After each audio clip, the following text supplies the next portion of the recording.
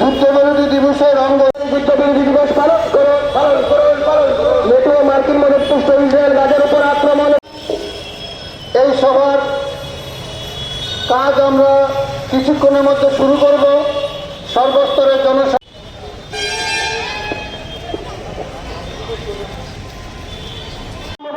Israel গাজার উপর আক্রমণ বন্ধ করো। এই সাম্রাজ্যবাদী ইসরায়েল গাজার উপর আক্রমণ বন্ধ করো। এই সাম্রাজ্যবাদী ইসরায়েল গাজার উপর আক্রমণ বন্ধ করো।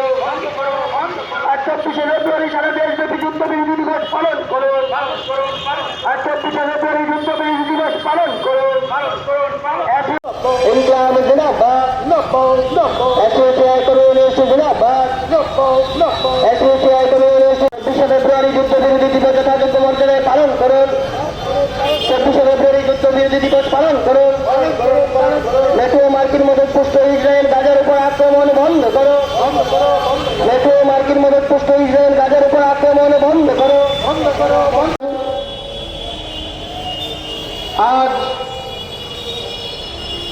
দেশের সমস্ত রাজধানীতে এসইউসিআই কমিউনিস্ট দলের পক্ষ থেকে যুদ্ধবিরোধী। আপনারা জানেন 1971 সালে সোভিয়েত ইউনিয়নের পতনের পর বিশ্ব সাম্যবাদী শিবির শেষ হয়ে যায়। সাম্যবাদী শিবিরের অনুপস্থিতির সুযোগ নিয়ে সাম্রাজ্যবাদী দেশগুলি আমেরিকার নেতৃত্বে সারা বিশ্বব্যাপী বাজার দখলের লড়াইয়ে যুদ্ধের উন্মাদনা সৃষ্টি করেছে।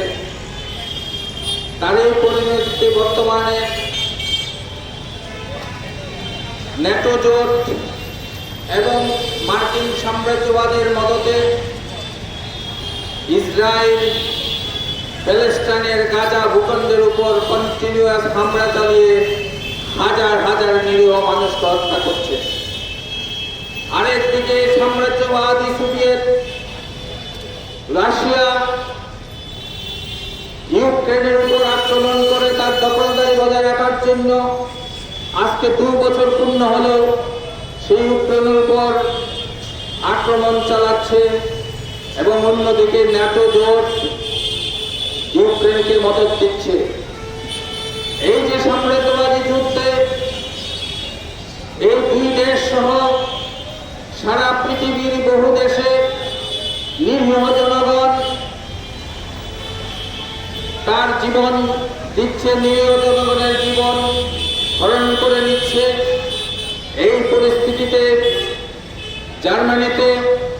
জার্মানির মার্ক্সবাদী লেনিনবাদী দল একটি আন্তর্জাতিক সংগঠন গড়ে তোলে। সেই সংগঠনে আমাদের দল এসইউসিআই কমিউনিস্ট যোগদান করে। এই সংগঠনের আহ্বানে আজ 24শে ফেব্রুয়ারি বিশ্বব্যাপী যুদ্ধবিরোধী দিবস হিসেবে পালন করার উদ্যোগ নেয়। আমাদের দলের কেন্দ্রীয় কমিটির আহ্বানে রাজ্যের ক্যাপিটালগুলোতে, রাজধানী শহরে আজকে এই যুদ্ধবিরোধী দিবস পালন করার উদ্যোগ নেওয়া হয়েছে। তারই অঙ্গ হিসাবে আজকের এই যুদ্ধবিরোধী সভা